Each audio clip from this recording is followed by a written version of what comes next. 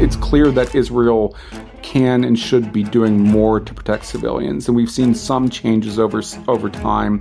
And generally speaking, the targeting practices of aerial attack have improved. But I don't know that we've seen this same level of improvement from ground-based forces. It's the Lawfare podcast. I'm Lawfare Senior Editor Scott R. Anderson with Andrew Miller, a senior fellow at the Center for American Progress who was until recently the Deputy Assistant Secretary of State for Israeli-Palestinian Affairs. There's no way that the United States and Israel could win the conflict in terms of international public opinion. We could mitigate the damage, we could contain it, but ultimately we both were going to be criticized to varying degrees over what was done. What can be won is the post-conflict period. Today, we are getting an inside view of the Biden administration's approach to the Israeli-Palestinian conflict and where it is likely to go from here. So, Andrew, to start things off, you were recently part of, among other things, a Twitter exchange with Jill Stein, a prominent former Green Party candidate for president, who, among other people, had identified you as having resigned in protest from the administration and from your recent role at the State Department. And you responded to correct that. So let's start there. Why did you recently leave your position at the State Department? And how do you respond to the reporting in some quarters that you did so as a matter of protest? Thanks for that question, Scott. The banal truth is I left for family. And while I recognize that officials routinely cite family as a pretext for leaving a job for other reasons, and in my case, it happens to be true. I have a young child who I really hadn't seen for an 8-month period. And I remember growing up and my parents always being around, and I found it easier to sacrifice my own time than to sacrifice my child's time and development. And I recognized that in her interest, I needed to take a step away for at least some time to focus on her and that relationship. I would have preferred, all circumstances being equal, to remain in government and to continue to work on these issues and advocate for the policies that I thought would deliver the best benefit for the American people. But I simply couldn't ask my family to sacrifice any further. Well, that is certainly an important and fair consideration. So now that we've kind of cleared the air on that point, let's take a step back and talk about when you entered into this most recent position in 2022, before the October 7th attacks that, of course, have proven to be a watershed moment in regional affairs broadly, particularly with the U.S. engagement with Israel, with Palestinians on a variety of sets. Before that event happened, when you entered into this position, what about your professional background led you to be interested in this position? What were your aspirations for the role you were stepping into? I've been focused on the Middle East and particularly the Arab-Israeli conflict for the better part of 20 years now. I was in grad school, was doing a dissertation on U.S. mediation in the Arab-Israeli conflict, which I regrettably never finished thanks to the Arab Spring and the work responsibilities that entailed.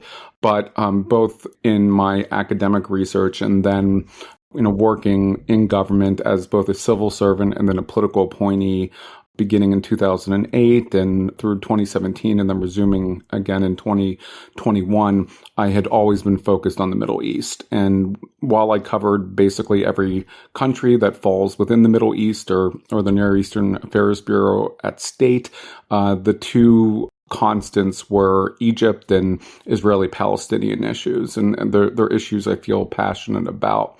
When I entered the job, when I agreed to take it in December 2022, I anticipated it was going to be difficult. I thought there was a risk of an explosion of one kind or another. We were more focused on the West Bank as the location in which it would occur, but it was clear that the pathway was not stable, and there was a great risk of a conflagration. So part of the reason, part of the appeal, if you can call it appeal, was that I thought we had an opportunity to avert something that would be disastrous for Israelis and Palestinians and potentially other people in the region, and also severely detrimental to U.S. national security interests. So I can't say I'm completely surprised by what happened. I did not have a crystal ball and anticipate October 7th, but it was clear from the very start that the trajectory was a negative one. So the Biden administration entered the Israeli-Palestinian conflict, the U.S. relationship with that conflict, I should say, in a kind of unique and challenging position. They were coming after a Trump administration that had made some pretty dramatic changes in longstanding U.S. policy and legal positions about the capital being in Tel Aviv, not Jerusalem, about the status of the Golan Heights, to some extent about the status of the West Bank. And the Biden administration, perhaps more importantly, also entered a situation where U.S. relationship with the Palestinians had deteriorated to a point that I think it was fair to say is a low of at least going back several decades. How did the Biden administration approach those relationships prior to October 7th when you entered this position? Where did they fit into its kind of broader strategic picture, and what was its strategy about how to deal with both the Israelis and the Palestinians and the conflict between them? Well, I think when the president originally entered office, and this is true of most presidents, his greatest ambitions lied in the domestic realm, and he had an ambitious domestic agenda he wanted to pursue, which required close cooperation with Congress, and there was a degree of reticence to take risks on foreign policy where they were deemed unnecessary or gratuitous for fear that it could complicate the ability of the president to move forward on a variety of domestic items.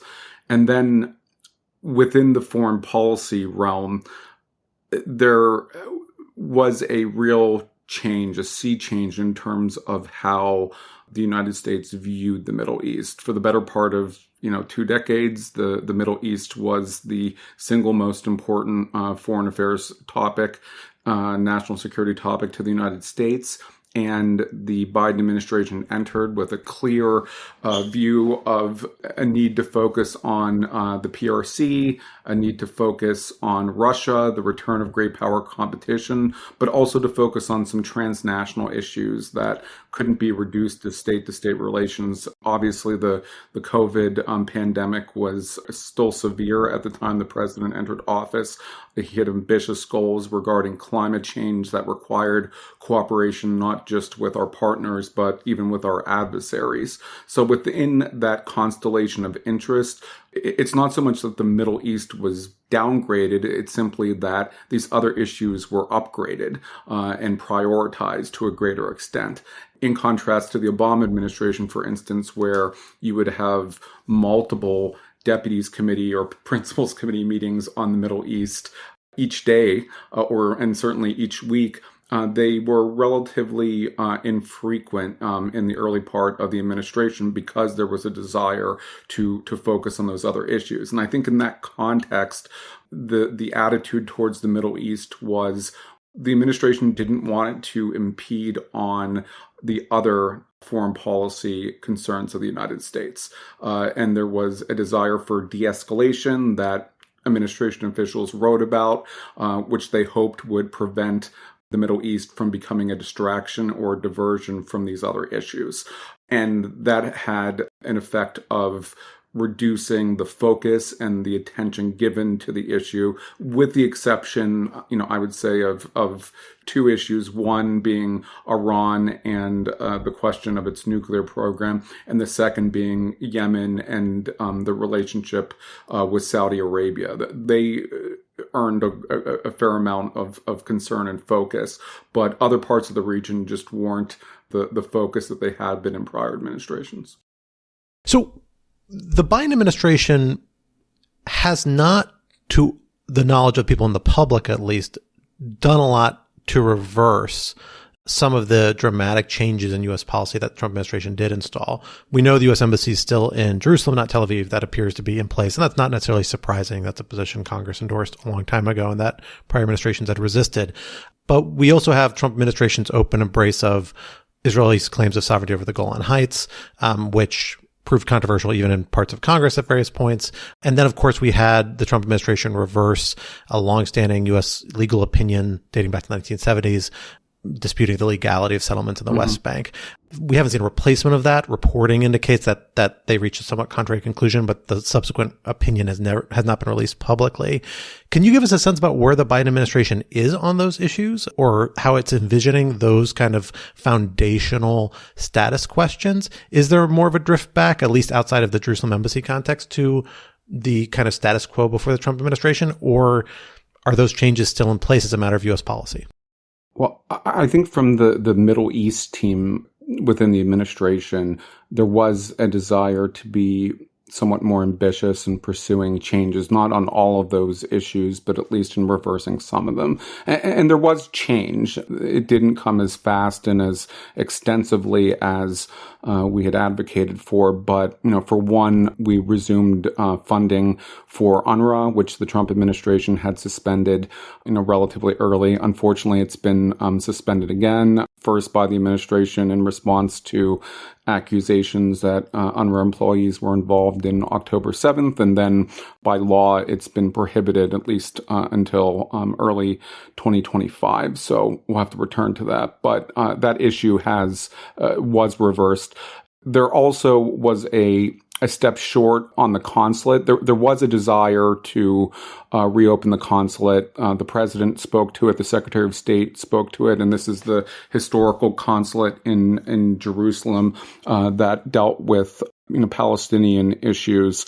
And the problem was that the United States could not reopen it unilaterally. It required Israeli permission and in particular, an agreement that Israel would recognize the privileges and immunities of U.S. diplomats assigned to that mission, and they weren't willing to grant it, despite a number of requests from various levels of the U.S. government. And so what we did instead was create the Office of Palestinian Affairs, which is essentially the rump consulate, and we separated its reporting chain from the ambassador to Israel, which it's a very bureaucratic maneuver, but it's actually quite important because it enables the Office of Palestinian Affairs to draft cables and communications back to the State Department, back to Washington, without having to get the sign-off of the ambassador to Israel, who, by dint of his or her responsibilities, is going to be weighing other factors. So we thought that would ensure a separate reporting channel independent of the U.S. Embassy to Israel that would reflect different views and different perspectives. So that was a half measure, and it was a compromise because we were unable to reopen the consulate, but it nevertheless has been important. And I think we did see during my time that the reporting from the Office of Palestinian Affairs improved in terms of its diversity and quality once those changes were made. And that's a change that I hope will remain in place regardless of the outcome of the election. There's certainly a chance that another Trump administration could reverse it, or if Vice President Harris wins, it's worth revisiting whether we would seek permission to reopen the consulate. But there is an improvement there.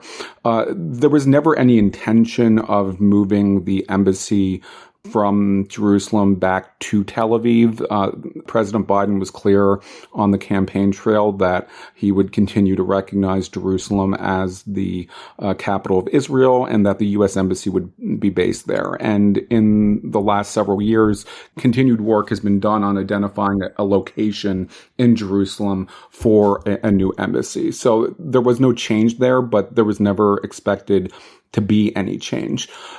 Where there was a change, although it came much later than we had originally anticipated, was actually regarding the administration's stance on the legality of settlements. It wasn't done through a secretary-level statement as Secretary Kerry did or Secretary Pompeo did, but the spokesperson for the State Department reaffirmed what was the longstanding conclusion of the United States that the practice of the Israeli government of establishing civilian settlements in the West Bank was inconsistent with international law. So that it in effect, it doesn't invalidate, but it's a different perspective than what Secretary Pompeo said, which, as I know you were following, that settlements aren't per se illegal under international law. The statement by the State Department was intended to clarify that, as a general principle, they are inconsistent with international law. There may be some narrow circumstances in which you could make an argument that a given settlement was consistent with international law, but in the vast majority of cases, they were built in a way that is inconsistent. So that was done. It wasn't done until 2024, when I think we were planning to make that announcement at the start of the administration. So there has been some work that was done, but it wasn't a ripping off of the Band-Aid that I think a lot of people expected, that the administration would come in and in one fell swoop reverse all of these decisions. There were isolated, decisions that were made over the last 3.5 years, but I don't think they attracted as much attention because they were dispersed over time.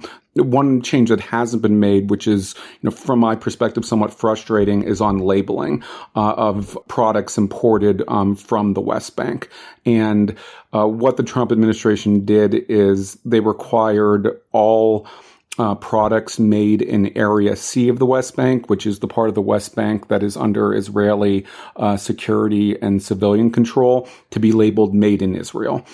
Previously, it had to be made in West Bank or Gaza or something along those lines.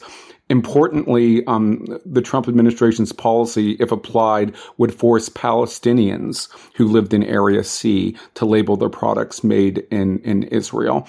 And there has been consideration over whether we would reverse that decision and revert back to West Bank, Gaza labeling for products from either the West Bank or Gaza. But that decision has not been made as of yet. And I think for the same reason that these other decisions were taken slowly and very methodically, that there's just a high political risk aversion to these steps and a desire to avoid this issue as well as other issues in the Middle East impeding on other agendas. So we have a sense now about where the administration was on these issues leading up to October 7th. Let's now talk about what happened after that seminal and pretty horrible event that took place that day. How did the Biden administration's strategy pivot from what you've described initially? How did it envision this attack? How did they see it fitting within the broader U.S.-Israeli-Palestinian relationship? What October 7th represented and what it did was precisely the type of distraction, of diversion from other U.S. interests, both domestic and foreign, that the administration really wanted to avoid from the outset. And the most significant change since October 7th is simply the amount of time, the priority accorded to the issue. Prior to October 7th, the vast majority of time of the most senior level officials in the U.S. government was focused on Ukraine and Russia. It was focused on the relationship with PRC. It was focused on other issues. There still was a desire to contain the amount of time spent not just on the Israeli-Palestinian conflict, but on the Middle East generally, and just try to keep things quiet and relatively controlled. October 7th made that position, made it unviable to continue. And now, as a result, I would say perhaps up to 60% of the time of senior officials who have global portfolios is being spent on the Israeli-Palestinian conflict. And there is an opportunity cost associated with it in terms of our ability to move forward with other interests and priorities. It's not that they're neglected. It's simply that we don't have as much time and as many resources to commit to them. So we've seen this succession of visits, multiple trips by Secretary of State Blinken, by National Security Advisor Sullivan, the Secretary of Defense Austin, the Chairman of the Joint Chiefs of Staff, General Brown, was just there. Meetings on a regular basis at the highest levels, phone calls and other touch points with foreign leaders, not just Israelis and Palestinians and Arab countries, but also with our partners elsewhere in the world. So it has inverted the prioritization of these issues because there's a recognition that the conflict needs to be steered to an off-ramp and brought to an end. The initial approach within that context of more robust engagement was heavily informed by the shorter Gaza conflict in 2021 that the administration was able to bring or help bring to an end relatively quickly. And during that conflict, the administration largely refrained from excessive public commentary and tried to focus on private engagement with the Israeli government on the war. And they came away from that episode with the conclusion that private engagement, working with the Israelis directly out of the spotlight, gave us the best chance to influence and shape their behavior and ultimately to bring a war to an end. That was the operating assumption coming into this conflict.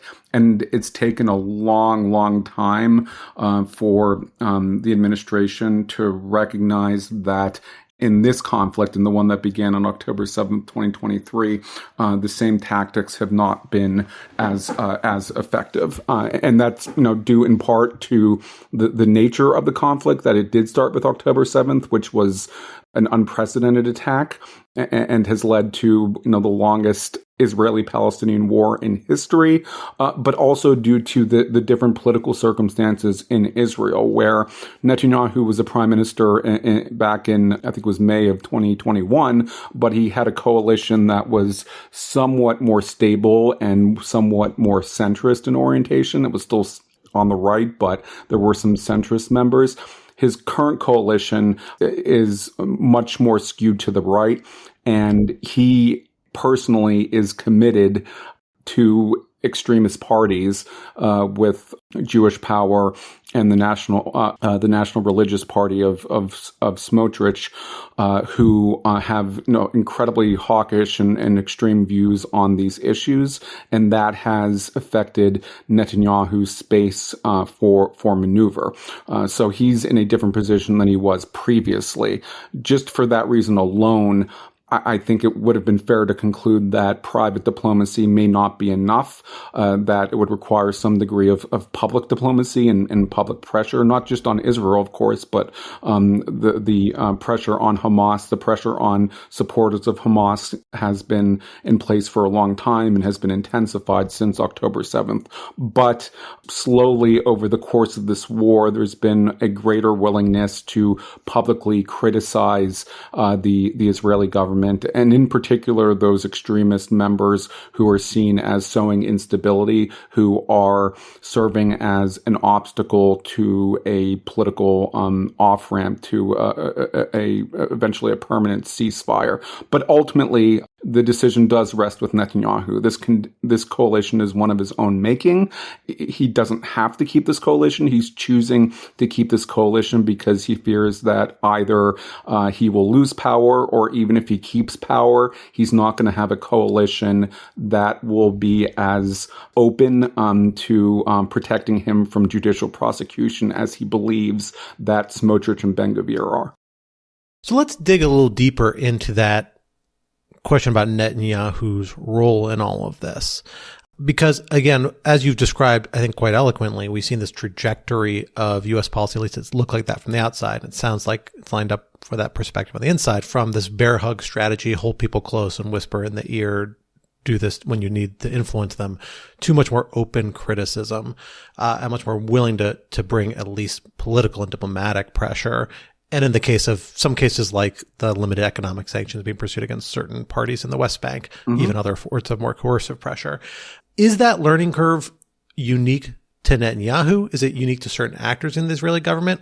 Or is it a broader learning that has to happen about the U.S.-Israeli relationship as a whole? How does the domestic political situation in Israel fit into the strategy? And, to what extent can we expect a different coalition, a different government, having a substantial change of policy? What things will change, what things will stay the same, and what does that mean for U.S. strategy? Well, I can say that in devising our policies, in choosing how to engage with Israel, Israeli domestic politics are always factored into it, not out of a desire to accommodate them as such, but out of a desire to have the maximally effective impact, and understanding that Netanyahu is an extremely skilled politician, and the politics that exist within Israel, both within the government but more broadly in Israel, would affect his decision space, as well as the incentives and disincentives for certain types of actions. That is not unique to Netanyahu. That is not new. That has been a long-standing pattern in U.S. engagement with Israel over many decades. There's always been somewhat of an imbalance in terms of the U.S. government's understanding, or at least appreciation, of Israeli politics and Palestinian politics.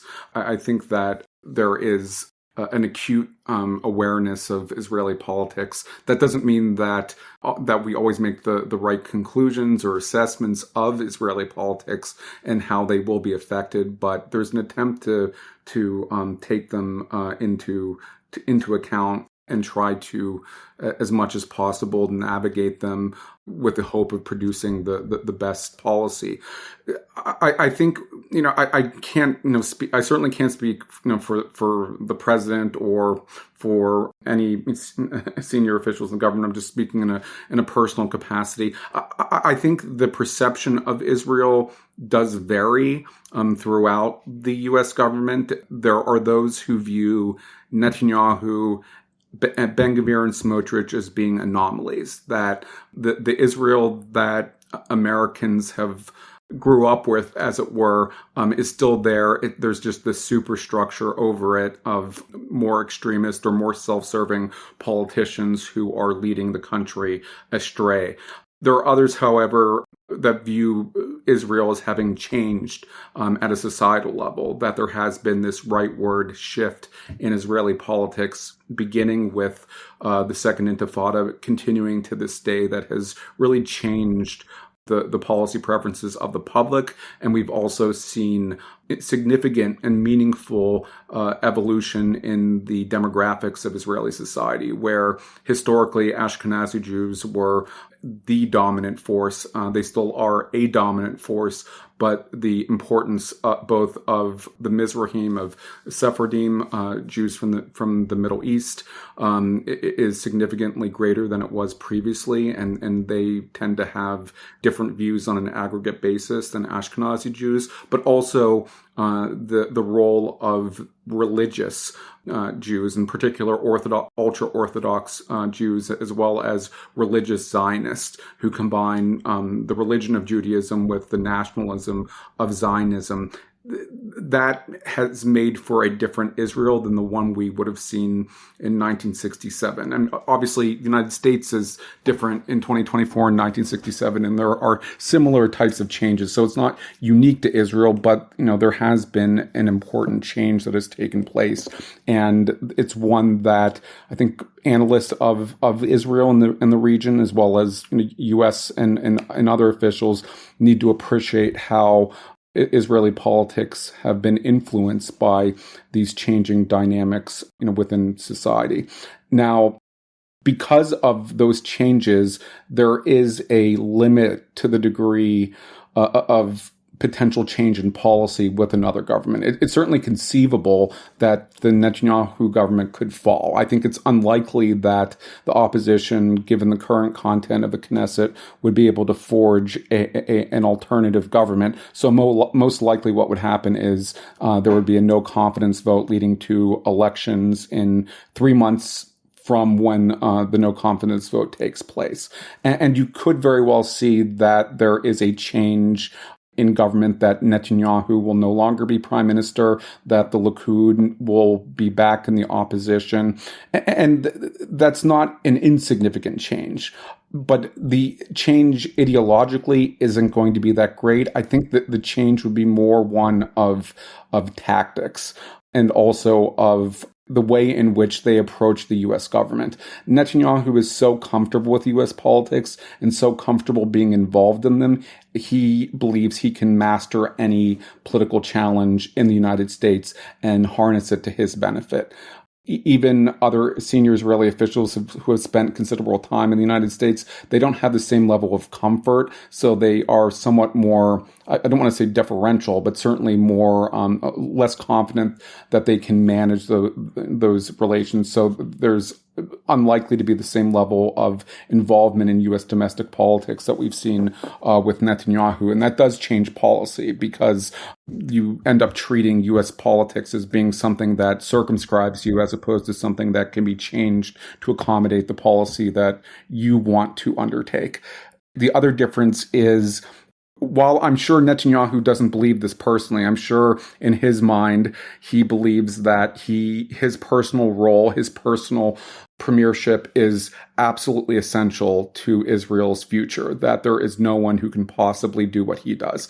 Most people don't do things that are bad and recognize they're bad and rejoice in them. They rationalize that it's in the best interest, it's for the ultimate good. But it seems clear, based on a pattern of behavior, that Netanyahu's unwillingness to upset this coalition, in particular Ben-Gvir and Smotrich, has led him to either refuse to take steps that the United States wanted to see, and we strongly believed were in Israel's own interest as well as the Palestinians, but also led to delays where a decision may ultimately be taken, but it takes longer. And we've certainly seen that in the humanitarian space in Gaza, where a lot of the things we wanted Israel to do and we thought were good for Palestinians, essential to their welfare, but also ultimately good to Israel's international reputation and the long-term effects of the war, they took a long time to achieve, whether it was increasing the number of border crossings into Gaza, whether it was making changes to deconfliction mechanisms, whether it was the type of goods that were allowed to be imported. All of those things ended up being very prolonged exercises. I think it's conceivable that under a different Israeli leadership, even one that largely views the world in the same way that Netanyahu does, they would be less recalcitrant and more willing to take those issues and to understand that they would have an adverse consequence with certain constituencies within Israel, but either they're less dependent on it or they're more willing to pay the price because there is a limit to which they will go. I've spoken with a number of Israelis, average Israelis, not necessarily politically involved, but politically aware, who genuinely believe that Netanyahu is putting his own personal interest over those of the state of Israel. I don't know him personally, and can't give a definitive answer on whether that's the case or not. But the fact that a considerable number of Israelis have come to that conclusion, and come to that conclusion during a time of war, when there tends to be a rally around the flag effect and support for the leader, whomever it is revealing and may suggest that there is something to this reality, or something to this narrative that Netanyahu is being impeded, or has impeded himself from taking necessary actions because of the fear of the political consequences. So let's go from the Israeli side of the equation to the American side of the equation as well, because a criticism we have heard from folks on this podcast even, and from others kind of engaging on this issue, particularly from outside of government, is that has not always been clear where the steer is coming from and where the right points of contact are. There's no high-level envoy responsible for U.S. engagement with the Gaza conflict as a whole. You have David Satterfield handling kind of the humanitarian-ish side of things, plus you have Brett McGurk at NSC doing policy steering. You have the secretary involved. Obviously, you have a number of other people involved at different levels who have been flying in and out and doing high-level meetings. Obviously, the president himself has a long-standing relationship with Israel that's become a rhetorical pillar, if not a substantive pillar of U.S. policy in a lot of ways. But who actually is kind of running policy point on the big picture here, all these different parts and knitting them together? And is there an argument to be said that there should be more of an effort to have a more cohesive picture under one concerted leadership, particularly given the bandwidth concerns this issue presents, not just in and of itself, but also in relation to the other strategic priorities the United States is facing? I understand why people on the outside have come to that conclusion or have that perception. I think in reality, there is a clear point of contact, and it is at the National Security Council. And that's not unusual that during a time of conflict, that during a crisis, a prolonged national security crisis, that the White House exercises a greater influence over policy and decision-making than they would under more pedestrian circumstances. So the NSC has very much been in the lead. It's not that the State Department or the Department of Defense have been cut out. It's simply that this is the top foreign policy priority, for better or worse, of the administration, and the NSC, which reports directly to the president, wants to ensure that he's being well served. And I don't, whether it's just a talking point or a straw man or not, it is true that the president has 50 years of experience in public service, 50 years of experience dealing with Israelis. He has very strong, very, very fixed views of how to work with Israel, how to work with the Palestinians, how to work with other countries in the region. And he's not managing the policy on an hour-to-hour basis, but he has a great interest in how this plays out politically, but also he has his views as to what should happen. And it is true. It's not just a political talking point that he is deeply invested in Israel and Israel's future. He genuinely believes that it is important both for the Jewish people writ large, but also for the United States and U.S. national security interests. And his advisors are operating with that ideology or within that general set of interests that he has laid out.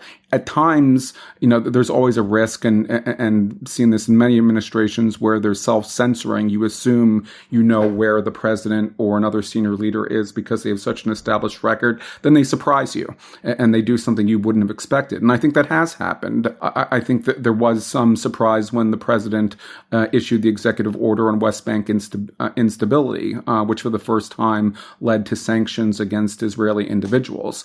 So, that's even when someone has a well-formed view, even when someone has a clearly articulated approach to an issue, there's still a degree of flexibility. Anyone and everyone can change, but there is a tendency to cater to and to accommodate what the policy demand signals are coming from the highest level. So the NSC is very much playing the critical role. And while from a implementation perspective, the government works best when there is close synchronicity across departments and agencies.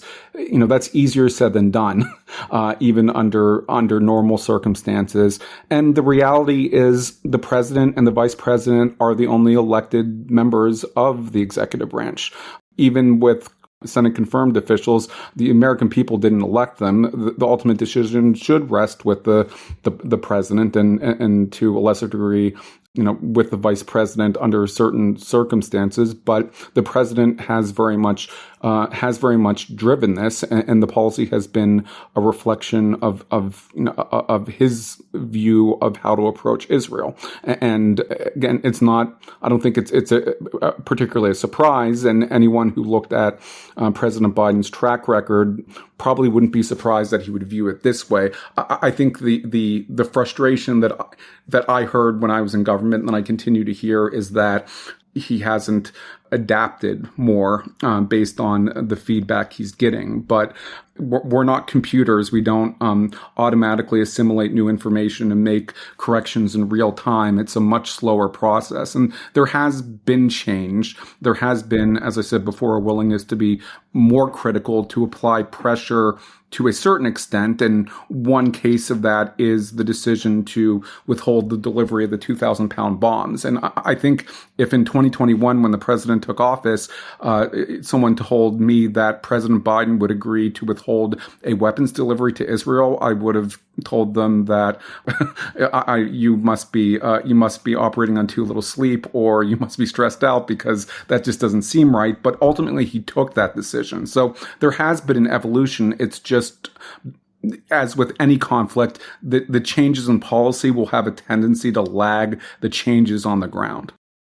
So you mentioned this withholding of arms, which of course it gets to one of the central concerns of the Gaza conflict, which is the manner in which Israel has been pursuing it and the role the United States plays within it, particularly as a provider of arms, to a lesser degree intelligence, but primarily arms and armaments. What has the learning been on that? What is your sense about how Israel has pursued this conflict? To what extent has it been giving adequate concern to civilian harm and adequate concern to the big question, which is what happens next? What is its vision for what comes after the conflict? And how do those intersect with how the U.S. thinks things should happen on both fronts? Regarding how Israel has approached the conflict, I think there are two important factors at play. One is, and this predates October 7th, it's not that Israel doesn't take steps to avert civilian casualties. They do, but based on my experience, they would choose to engage to launch military action in contexts where the a priori risk of civilian casualties was much higher than our own military, the U.S. military, would feel comfortable doing. So once they do engage, they're not trying to deliberately harm civilians, but they're more willing to take military action. They have a higher risk tolerance for civilian casualties than we do. And that's certainly been present throughout this conflict, where we've seen that they've taken some steps, asking populations to leave, but once they leave, they're not, they're opening up and they're using force at times that is not necessary, and that is directly related to the decision to withhold the 2,000-pound bombs, because there were at least some instances where it appears Israel used the 2,000-pound bombs, which are designed to take out city blocks, to eliminate one or two militants, which is certainly disproportionate, and I've described as treating a toothache by immediately removing the tooth. It just isn't necessary to use that level of force. The second factor at play is psychological, and it is the degree of trauma that the Israelis experienced on October 7th. And that's not to justify the tactics. I think there's an important distinction between understanding and condoning. But I think there was a deep sense of vulnerability, of insecurity, similar to what we experienced in 2001. And both, Secretary Blinken, Secretary Austin, President Biden have all echoed that point, that the United States has been here before. We've been hurt, and when we've been hurt, we had every right to respond. We had every right to protect ourselves, but how we do so matters. Unfortunately, we made a number of mistakes that, looking back on it, I think the vast majority of Americans would have wanted to avoid, and some of which have had deeply negative consequences that, in some ways exceed the damage done on September 11th, 2001. Similarly, out of this sense of fear, this sense of vulnerability, I think there's been a greater willingness on Israel's part to use force in ways that they might not have previously, because they feel a need to restore their reputation, to restore their perception of military dominance in the region. The government feels a need to demonstrate to a public that is looking for reassurance that they'll do whatever is necessary to protect them. Unfortunately, in some cases, that results in actions that could be inconsistent with international law, or at least inconsistent with best practices for how you would conduct operations. That's how I view it. I think it's clear that Israel can and should be doing more to protect civilians, and we've seen some changes over time. And generally speaking, the targeting practices of aerial attack have improved, but I don't know that we've seen this same level of improvement from ground-based forces. And part of the reason for that is it's much easier for the military leadership to control what a pilot does when they're directly on the radio with him or her and communicating and passing messages, and the pilot can reach back and ask, this is what I'm seeing, do I still take the strike? When it's a tank or an artillery installation and there is a perception of threat, you may have a 21-year-old sergeant who has very little experience making a decision, and that decision may not be good. And that's one of the weaknesses of the IDF. Because it's a conscript-based military, most people who are lifers in the IDF become officers. In the U.S. military, I think many would argue the greatest strength is the non-commissioned officer corps, that you have people who spend their entire lives as sergeants. And in modern military warfare, small unit tactics are what is most important.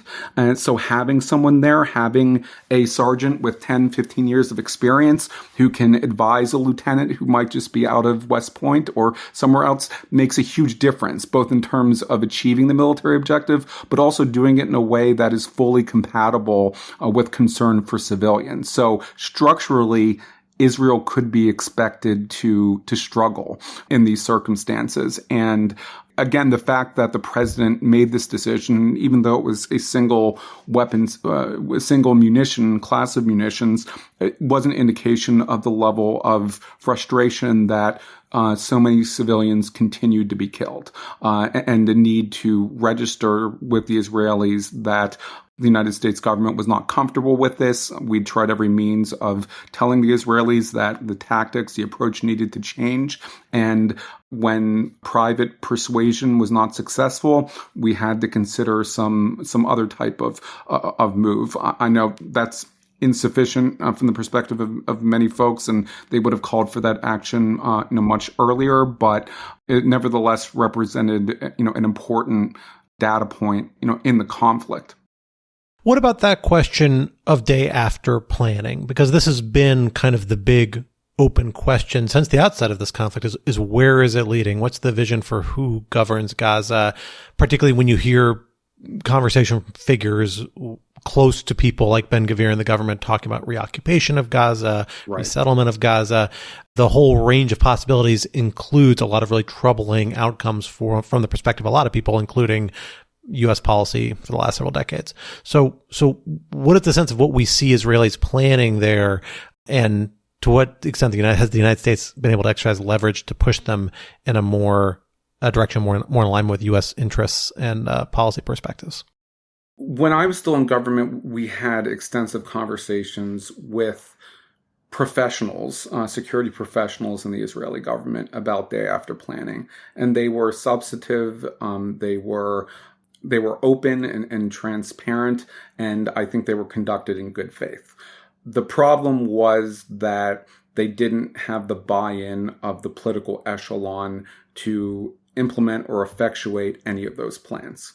And Prime Minister Netanyahu, in particular, was hesitant to authorize discussions on the day after, precisely because he knew that having that debate would reveal the fissures within his coalition, within his government, between the Ben-Gvirs and Smotriches who want to reoccupy Gaza and other ministers who are still, center-right, but are a bit more pragmatic, that have no interest in Israel remaining in Gaza and could even contemplate a role for the Palestinian Authority. So the conversations took place and they're useful, and I think the conclusions, or at least hypotheses that we generated, would be valuable in a day after scenario.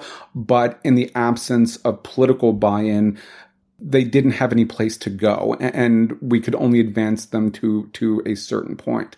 With fairness, though, our discussions with the Palestinians, with other regional players, and even with some of our international partners in Europe and elsewhere, haven't been especially better.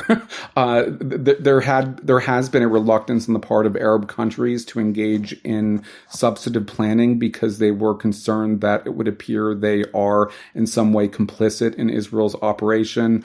I think that the Palestinians, the Palestinian Authority, had the same concern, and they also are conflicted in terms of their posture towards Gaza, where President Abbas still has, let's say, hurt feelings over the 2007 coup by Hamas, in which he was ousted, and that has led to questions about what the PA is willing and capable of doing within Gaza. So, unfortunately, there have been good discussions at professional levels, but political leaderships have shied away from it precisely because this is such a politically contested and politically fraught issue.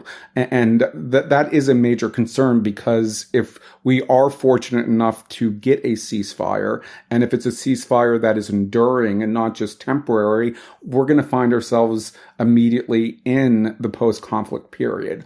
And as we've learned from our checkered history in post-conflict environments, if you don't have a credible plan, if you don't have not just a plan, but a scheme to implement that plan ready to go on day one, you may lose a step on the march and find yourself far behind. And I think there is a danger of doing that.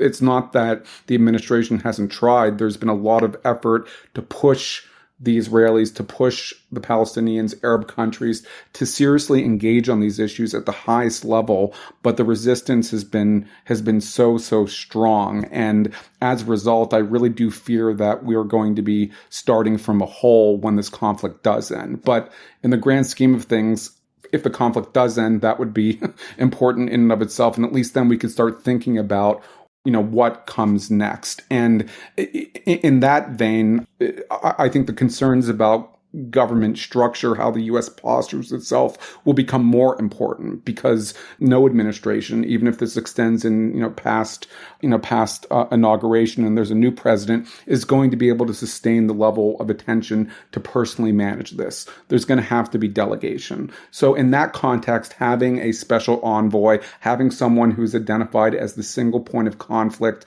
will become increasingly important. And my view throughout the past 11 months has been, there's no way that the United States and Israel could win the conflict in terms of international public opinion. We could mitigate the damage, we could contain it, but ultimately we both were going to be criticized to varying degrees over what was done. What can be won is the post-conflict period.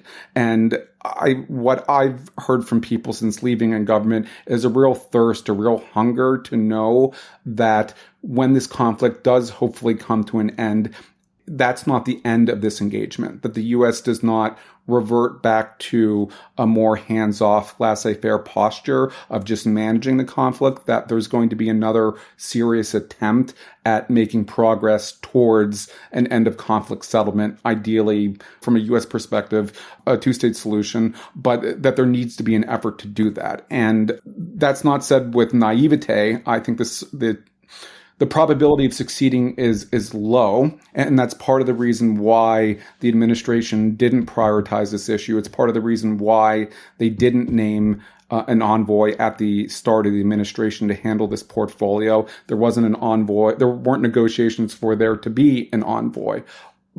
But I think what we've seen and what we've learned over the last 11 months is even if the probability of success is low, there are some circumstances that are so costly that are just intrinsically so detrimental to U.S. interest. We have to try for a more complete outcome. We have to try for conflict resolution, even when it's the less likely outcome, just because managing and trying to contain losses is going to be so damaging to U.S. interests. It's going to be so damaging to the people, Israelis and Palestinians and other peoples in the region affected by the conflict.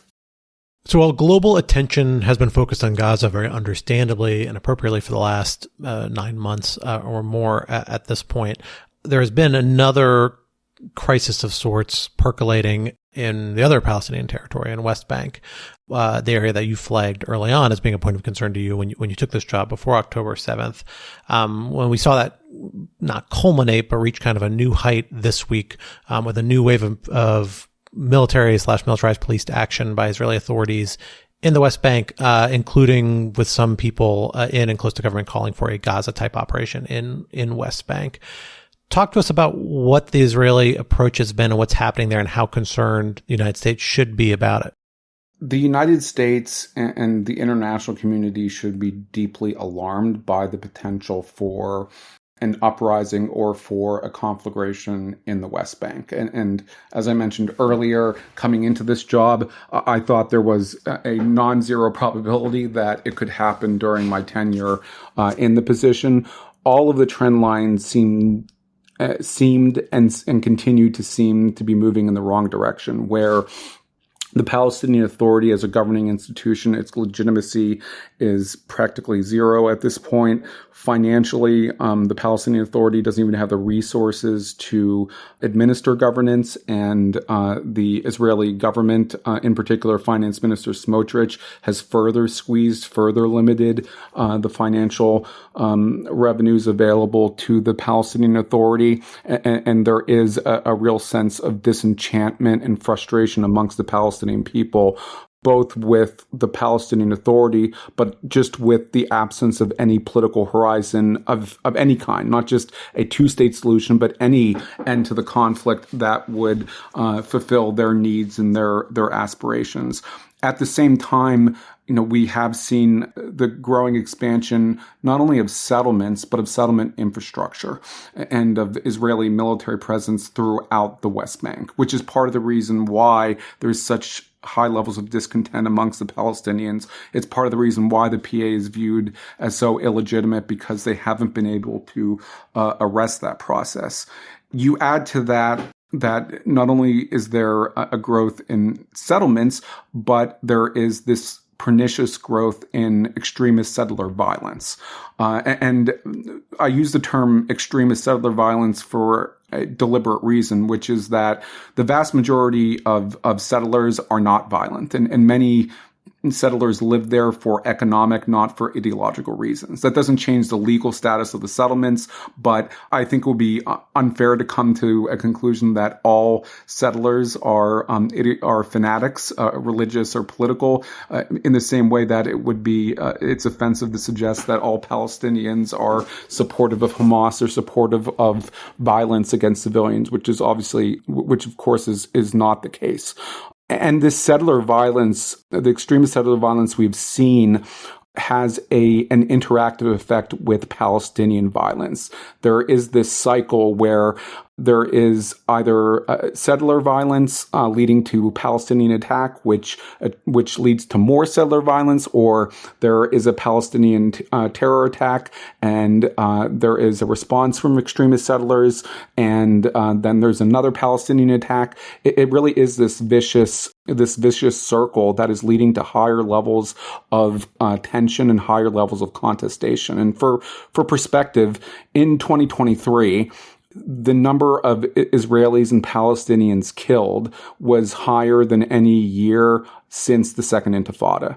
And we were on pace for that outcome even before October 7th. October 7th just increased it further. So it's clear that not only is the situation uncomfortable, not only is the situation not moving in the right direction, but it's continuing to regress.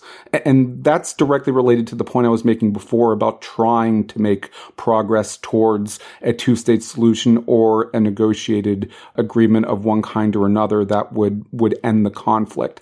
There has been this view of conflicts generally, but the Israeli-Palestinian conflict in particular, that if you can't resolve it, you can just manage it. You can just contain it. You can just keep it within bounds and it will be okay. You just have to prevent the really bad things from happening.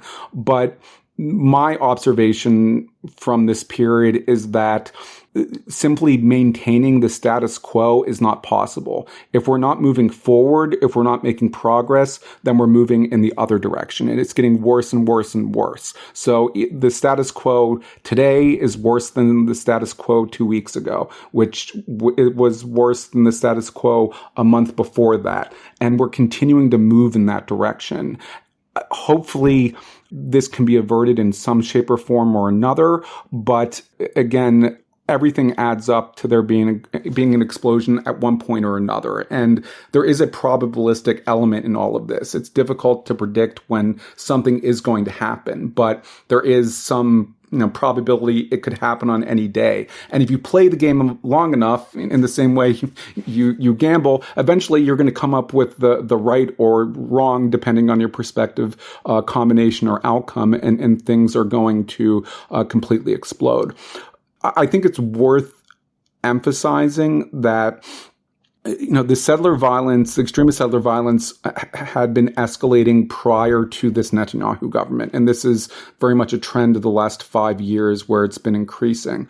But with the installation of this government and with Smotrich and Ben-Gvir acquiring positions of authority relevant to the West Bank and relevant to the treatment of extremist settlers, of Palestinians, it has severely accelerated the deterioration taking place. And that is not by accident. I believe that they want the situation to explode because their top priority is to kill the two-state solution once and for all. They view the two-state solution as the enemy. While I said not all, settlers, and they are both settlers, believe in these political, religious extremes, they are individuals who believe that Israel should be established on the entire land that was the mandate of Palestine, controlled by the British after World War I, that it should be Israel, West Bank, and Gaza. In fact, Smotrich's party, one of their symbols is a map of the state of Israel. It not only includes Israel, the West Bank, and Gaza, but even Jordan, which was originally part of the Palestine mandate. So it gives you an idea of what their objectives are. So it's not just a case where things are going in the wrong direction and neither the Israelis nor the Palestinians nor Americans or others with influence are taking the necessary steps. It's the case that there are at least some individuals, and they exist on the Palestinian side as well, with Hamas, with Palestinian Islamic Jihad, with other actors who are not only disinclined to take the steps to prevent an explosion, they want there to be an explosion because they believe it serves their interests. That is a characteristic that is somewhat different from past episodes of tension where it was more inertia and an unwillingness to take risks that led to deterioration. Here, deterioration is the deliberate objective of at least some of the members who are involved in all of this. The more recent violence that we've seen, including a failed suicide bombing in Tel Aviv, which was the first time in many years, and now this Israeli IDF operation in the northern West Bank, it's a reflection of just how dangerous the situation has become. And there is a catch-22 in terms of Israeli actions in the West Bank. Most IDF professionals would say that they prefer that the Palestinian Authority takes the necessary actions because they have at least more legitimacy than the IDF does, even if they don't have a great level of legitimacy. But there are instances where the PA is not capable of doing it, or there are instances where they're not willing to do it. And Palestinians are just like any other people when they believe that their actions could be perceived as advancing the cause of an adversary, and the Palestinian Authority security forces are viewed as subcontractors for the Israeli military, for Israel. They are subject to ridicule. They're sometimes subject to physical threats, to being injured and killed. You become somewhat less willing to enter into those situations. So what happens is, Israel sees some degree of Palestinian action, which is important, but it's never enough for the Israelis. So they go in and they may eliminate the immediate threat, but in the process, they further delegitimize the Palestinians and the Palestinian security forces, which makes it more likely that Israel has to keep going back and forth. I just say finally, what the Israelis are saying about Iran's supporting militants in the West Bank, I think that is true. I don't know what their estimate is of the volume of the level of support, but it's clear that Iran has been providing more and more support, not just to Hamas, not just to Palestinian Islamic Jihad, just more weapons, more cash to the West Bank generally as part of their effort to destabilize and present a threat to Israel. And what we've seen in the past couple years is it's not just Hamas and PIJ that are conducting attacks against Israelis. We're seeing informal groupings of individuals who aren't part of an ideological struggle. Or we've seen Hamas cooperating with more secular-oriented militants who have another axe to grind and working together in new ways. This could be one of Iran's responses to the Haniyeh assassination. They were doing it before, but in the absence of directly striking Israel through another missile attack, which carries a very high level of risk of escalation, providing this type of financial and material support to militants in the West Bank is a way for the Iranians to get at Israel with a lower risk that Israel is going to retaliate directly against the Iranians. That doesn't mean that Iran won't eventually retaliate for the Haniyeh assassination, but it demonstrates that Iran has a number of tools, a number of options to use to undermine the Israelis. And of course, in all of this, in this competition between Israel and Iran, the Palestinian people are caught in the crosshairs. And, they're the ones who are suffering the most. They're the ones who are sustaining the greatest casualties, or having their aspirations, their futures the most limited by all of this. And, that's part of the tragedy, where the people from all countries are suffering in this to one degree or another, but the political games that regional leaders are playing is leading to an outcome that is objectively worse for everyone involved. The October 7th massacre and the aftermath of the Gaza conflict is obviously a pretty big shock to the system for the U.S.-Israeli relationship, U.S.-Palestinian relationship, U.S. engagement with Israeli-Palestinian conflict. And it's a relationship that's been on a trajectory towards change, or at least towards some tension for a while, whether it's, evidenced by the dramatic changes the Trump administration pursued, we discussed earlier. If you look at, changes and differences between Republican and Democratic Party platforms addressing this issue and expressing reservations about different aspects of the relationship in different ways, the relationships and the approach to the conflict just seems to be on a bit of a trajectory, perhaps in a direction we don't 100% know. From your perspective, from having sat inside a lot of these conversations, where do you think those relationships, the U.S.-Israeli, U.S.-Palestinian relationships, are headed? And what can or should the United States be doing to try and steer them in a better direction?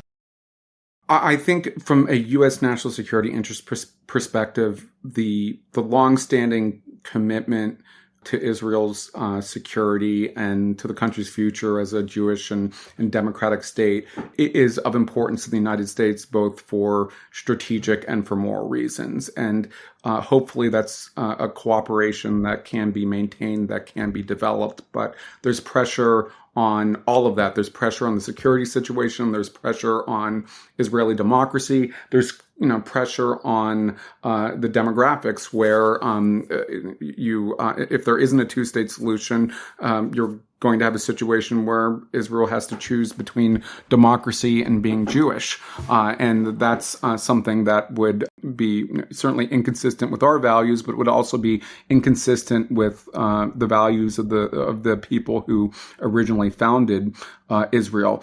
Likewise, I think it's manifestly in the interest of the United States for there to be a Palestinian state. Both Palestinians and Jews should have a right to self-determination like any other people.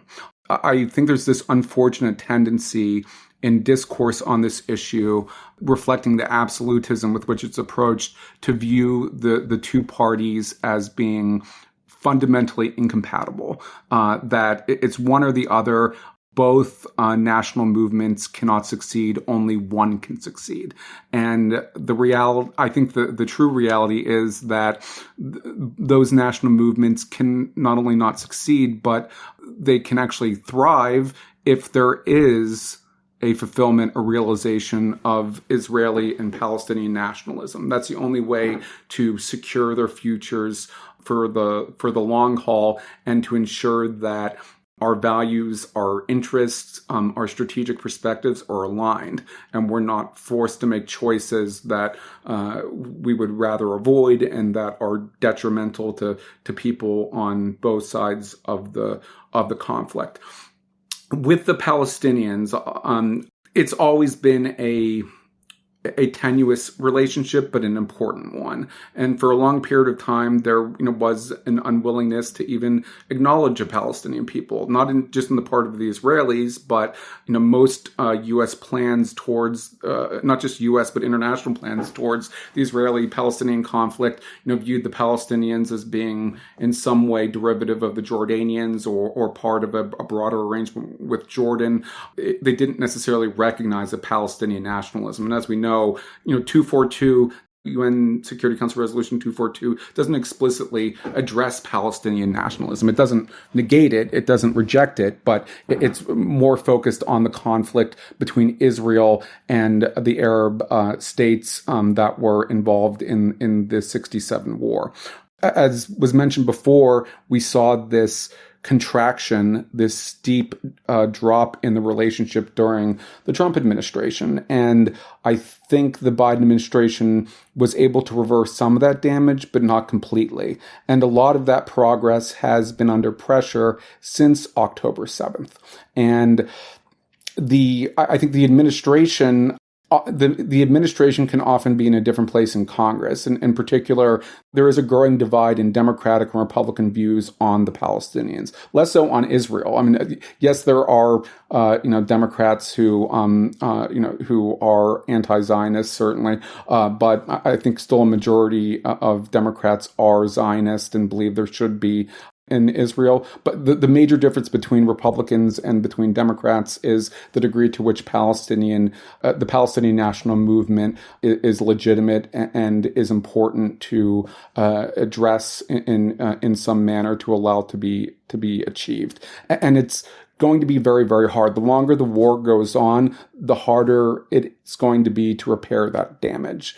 Once the war hopefully does end, there will be an opportunity, but again, if we think that simply trying to maintain the status quo, trying to prevent bad things from happening is going to be enough, I think that's mistaken. I think we're going to have to at least make the attempt to make substantial progress.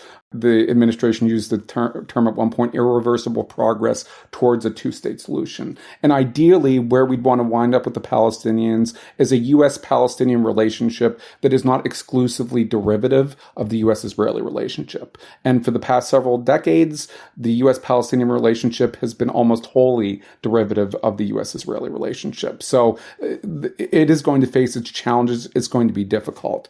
With the Israel relationship, there's going to be continue to be pressure on U.S. policy. There's going to continue to be pressure within Israel regarding U.S. policy. And the reason for this is not because, as I think the Republicans would say, that the Democratic Party has become anti-Israel. It's that all of the actors have changed. The United States, the American people have changed. The Israeli people have changed. The Palestinians have changed. When you look at the polling, it's not just people on the left wing of American politics who are more sympathetic to the Palestinians. You see amongst younger American Jews that their sympathy, their alignment with Israel exists, but it's not as strong. It's not as unqualified as it was for prior generations of American Jews. And if anything, the strongest supporter of this Israeli government is the evangelical community within the United States. And that is something that Netanyahu and Ron Dermer have leaned into and said, okay, we'll take their support, even though in their ultimate view of the world, the temple is rebuilt and Jesus returns and the Jews either convert or are banished to hell. That doesn't matter in realpolitik. Israel will take their support. I think that's a very dangerous game that Prime Minister Netanyahu's playing. And if Israel doesn't try to ensure support from both Democrats and Republicans, from Christians, from Jews, and also have some understanding from Muslims and Arab Christians and others, it's a recipe for a declining relationship, which is not what we want. The good news is it can be reversed. I do think that ultimately, if we are able to make progress towards the elusive outcome of a end of conflict settlement, there would be a stabilization. There would be a stronger basis to justify the continuation of such a close relationship. And we've seen, with respect to our European partners, to South Korea, how U.S. support has persisted for decades, well past the incident that led to the relationship in the first place. So the relationship can be put on a better course, but right now we see the Israeli public, the changes are pushing Israel further away from the American people. Changes in the United States are pushing the American people further away from Israel. We have the wrong trajectory in that regard. So this gets back to my point that there is an interdependence between Israelis and Palestinians, between Zionism and between Palestinian nationalism. They are constantly at tension with each other, but they can't exist without each other. And they're not going to survive unless they are both addressed, unless they are both allowed to achieve their full expression. And the circumstances are more difficult than they've ever been before, but the reality is the alternatives to that outcome are still inferior to what multiple administrations have pursued over decades. And again, for that reason alone, even if it is a low probability outcome, it's worth the current administration and a future administration after January 20th, putting some chits on the table and making a push to see what they can achieve. I'm not expecting a two-state solution in the next 2 years, but we need to start somewhere, and simply kicking the can down the road just not only delays a potentially favorable outcome, it reduces the probability we'll ever get there in the end. Well, on that note, we are out of time, but Andrew Miller, thank you for joining us here today on the Lawfare podcast. My pleasure. Thanks for having me. The Lawfare podcast is produced in cooperation with the Brookings Institution. You can get ad-free versions of this and other Lawfare podcasts by becoming a Lawfare material supporter through our website at lawfaremedia.org/support. You also get access to special events and other content available only to our supporters. Please rate and review us wherever you get your podcasts. Look out for other podcasts, including Rational Security, Chatter, Allies, and The Aftermath, our latest Lawfare Presents podcast series on the government's response to January 6th. And be sure to check out our written work at lawfaremedia.org. This podcast is edited by Jem Pacha, and your audio engineer this episode was Noam Osband of Goat Rodeo. Our theme song is from Alibi Music. As always, thank you for listening.